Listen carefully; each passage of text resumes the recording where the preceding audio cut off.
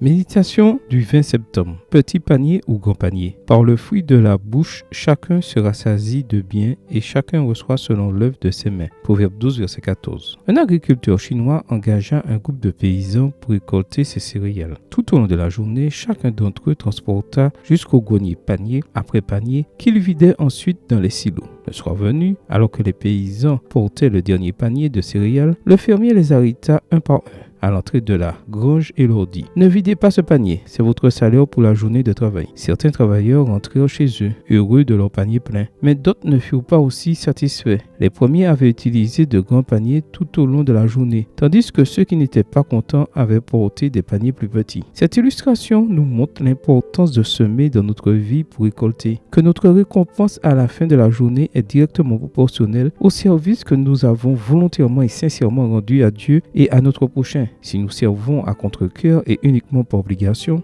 nous utilisons une petite corbeille, ce qui se traduira par une petite récompense. Mais si nous servons généreusement et chaleureusement le Seigneur, nous portons une grande corbeille et à la fin de la journée, notre récompense est importante. Paul conseille: ne nous lassons pas de faire le bien, car nous moissonnerons au temps convenable si nous ne nous relâchons pas. Galates 6, verset 9. Quel type de panier utilises-tu dans ta vie? Es-tu prêt à donner le meilleur de toi-même dans tout ce que tu fais, ou ne fais-tu que le minimum? Ne t'inquiète pas si les autres n'apprécient pas tes efforts ou si tu n'obtiens pas la reconnaissance que tu attends. Ce qui compte vraiment, c'est que Dieu te connaisse et t'aime, et c'est lui qui te récompensera. Ne te contente pas d'un petit panier. Trouve un grand panier, remplis-le de bonnes œuvres pour glorifier Dieu, et il te bénira abondamment. Demande-lui aujourd'hui de t'aider à le servir de tout ton cœur, de toute ton âme et de toute ta pensée. Matthieu 22, verset 37. Et de te donner la grâce ainsi que la sagesse de faire sa volonté. Amen. Bonne journée à toi et que le Seigneur te bénisse.